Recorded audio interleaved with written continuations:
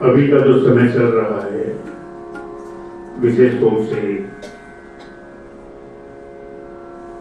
चैत्र की प्रथमा से लेकर पूरी पूर्णिमा तक, यानी 19 मार्च से लेकर 2 अप्रैल तक,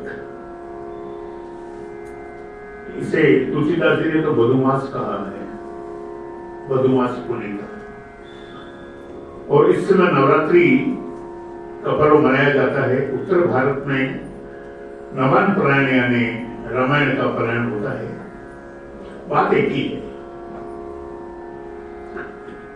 ये इतना सुंदर महीना है कि इसमें प्रकृति हमें सहायता करती है।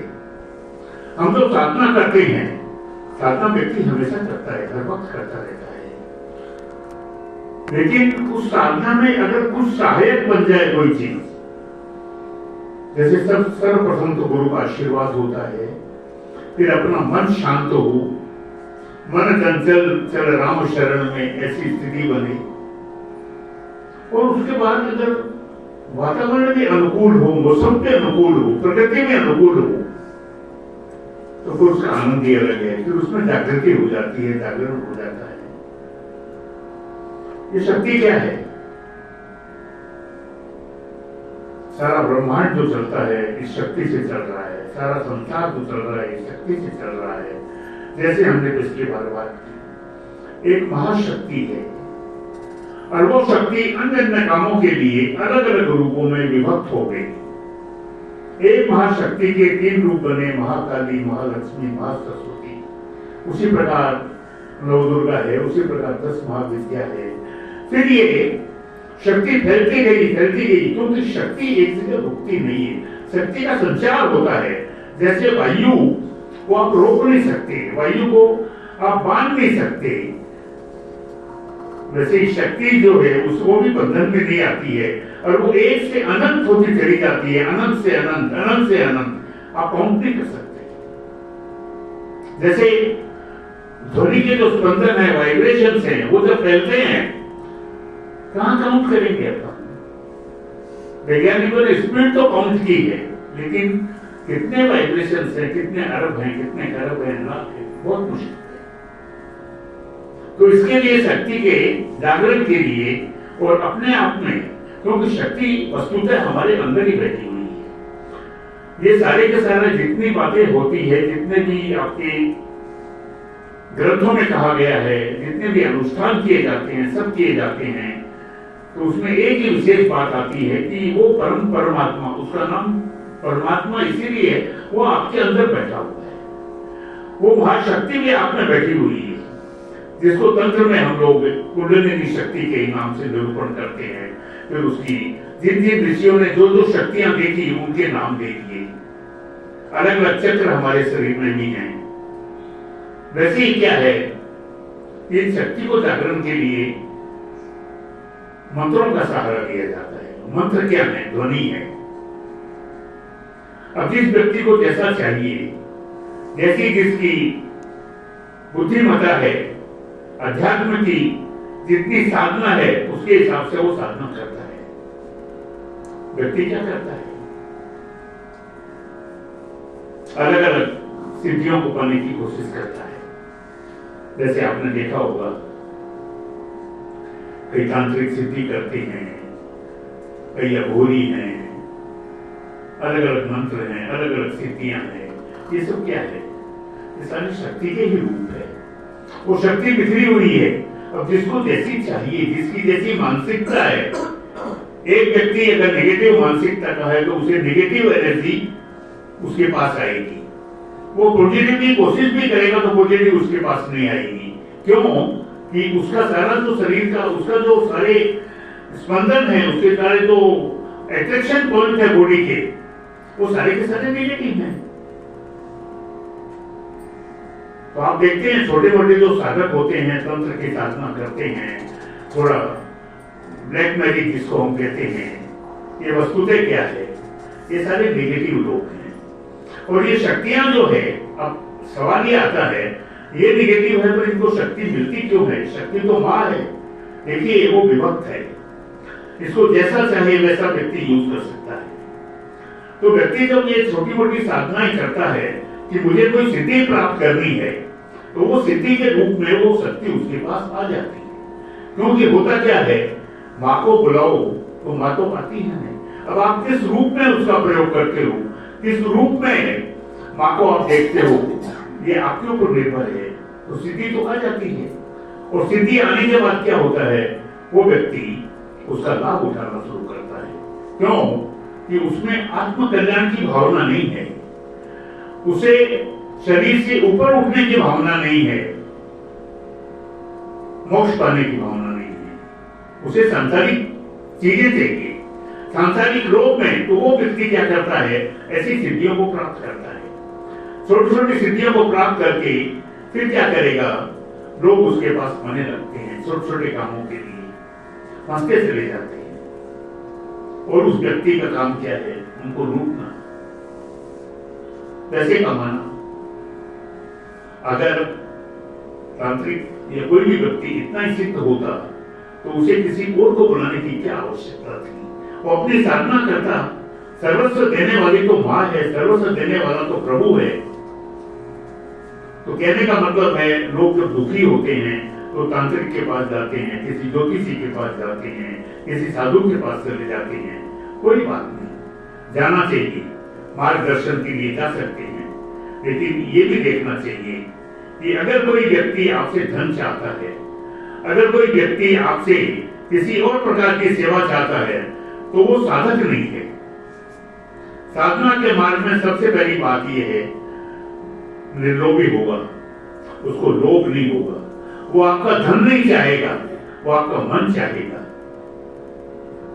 संत कभी एक कोशिश नहीं करेगा कि आपका धन बोले, नहीं, संत ये प्रयास करेगा आपका मन बोले।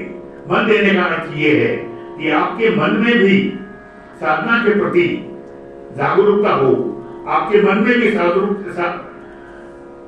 साधना के प्रति प्रेम उत्पन्न हो, और आप भी उस परम धाम तक पहुंच सके। और प्रश्न ये उठता है, लोग ज्योतिषियों के पास भी जाते हैं। ज्योतिषियों के पास जाना कहीं गलत नहीं है, बहुत सुंदर है। लेकिन अगर ज्योतिषी आपको ये कहता है, ये पूजा करो, ये करो, ये करो, और ये मैं करूंगा, ये साधना है, ये तांत्रिक साधना है, ये मैं करूंगा, तो आप समझ जाइए कि वो आपको ठगने का प्रयास कर रहा है। ज्योतिष कहता क्या है, ज्योतिष बेसिकली जैसे एक बिल्डिंग बनाते हैं, उसका एक मॉडल बनाते हैं। वो एक बेसिकली स्ट्रक्चर है हमारी बॉडी का, कि जैसा हम पिछले जन्मों में हमने क्या किया था, हमारे कर्म कैसे थे, उसके हिसाब से पूरा का पूरा एक स्ट्रक्चर बनता है। बाहर जो घर हैं, लोग ग्रह हैं, वो इंडिकेट करते हैं कि हम पहले कैसे थे, हमको क्या करना चाहिए जिससे कि हमारा और उद्धार हो। मतलब ये सोच लो, पूरी हमारी एक पूरी डायरी बन जाती है, और हमको गाइडलाइंस है हमारे लिए। अब इस स्ट्रक्चर में, बिल्डिंग का स्ट्रक्चर तो बन गया, उसको हम चेंज नहीं कर सकते, लेकिन उसको सुंदर कैसे बनाना है, उसको डेकोरेट कैसे करना है, उसमें वाइब्रेशन अच्छे कैसे पैदा करने हैं, हार्मनी कैसे एस्टेब्लिश करनी है, ये हमारे ऊपर डिपेंड है। ज्योतिषी आपको ये तो बता सकता है कि आपका ये ग्रह खराब है, लेकिन उसको ठीक करने का काम आपका है। दुनिया का कोई भी आदमी उस ग्रह को बिना आपके ठीक नहीं कर सकता। अरे खाना कोई और खाएगा और पेट आपका हमारा भरेगा, संभव है क्या? पूजा अगर करनी है तो खुद करिए, ध्यान करना है तो खुद करिए, नहीं आता है कोई फर्क नहीं पड़ता। मेरा राम इतना भोला है, मेरी माता इतनी भोली है, वो कहती है प्यार से पुकार लेना है। जब बच्चा कोपली भाषा में माँ माँ करता है तो वो ये कहती है कि करेक्ट नहीं बोल रहा है, नहीं, वो तो आ जाती है। तो कहने का अर्थ ये है कि हमको अपनी साधना इस प्रकार से करनी चाहिए कि तन मन से हम बाहरी आडंबरों में नहीं फंसते हुए, इधर उधर नहीं भटकते हुए, यह मान के चलना चाहिए कि वो सर्वत्र है, वो सब जगह है। और ये स्थिति अगर बन गई तो फिर हम अगर प्रेम से पुकारेंगे, आत्म स्वर में पुकारेंगे, तो वो माता हमें मिलेगी, वो राम हमें मिलेगी।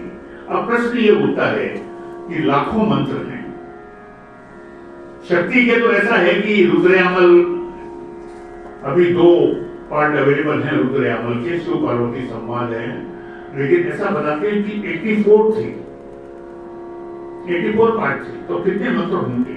मतलब छोटी से छोटी चीज करने के लिए हमारे ऋषि मुनियों ने शक्ति के मंत्र ढूंढ लिए थे। मंत्र है ध्वनि, छोटी से छोटी चीज पाने के लिए संसार में कुछ भी दुर्लभ नहीं है। इतना गहन मतलब अन्वेषण उन्होंने किया, गहन साधना की। वैसे ही मंत्र महार्णव है, उसमें 1.5 लाख मंत्र हैं। दुर्गा सप्तशती में मंत्र भरे पड़े हैं। अब प्रश्न ये उठता है कि हम करें तो क्या करें? शक्ति का किस रूप में आह्वान करें? कौन से मंत्र से हम शक्ति करें? तो हमें अलग अलग शक्तियों के लिए अलग अलग मंत्र करने पड़ेंगे। जीवन तो छोटा सा है, कैसे करेंगे? कैसे संभव है? अरे जिनकी उम्र 10,000 वर्ष की थी वो नहीं कर पाए ऋषि मुनि।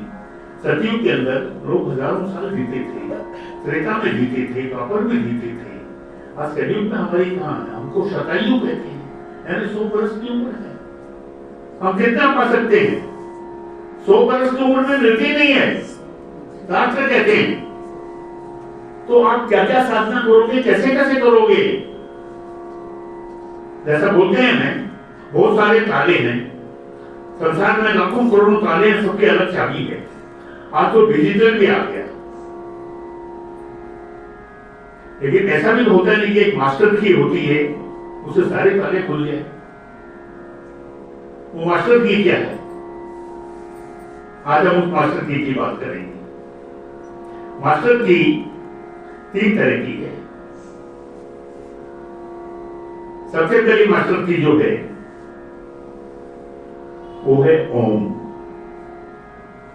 ओम एक कॉस्मिक एनर्जी है, सारे ब्रह्मांड के अंदर ओम छाया हुआ है, उसके वाइब्रेशन सारे ब्रह्मांड में मौजूद है। और ओम की जब हम साधना करते हैं तो ब्रह्मा विष्णु महेश और उनके साथ तीनों शक्तियां ये जागृत होना शुरू हो जाती है। ओम वैराग्य देता है, इसलिए ओम को शिव के साथ जोड़ा जाता है। वैराग्य की भूमि है।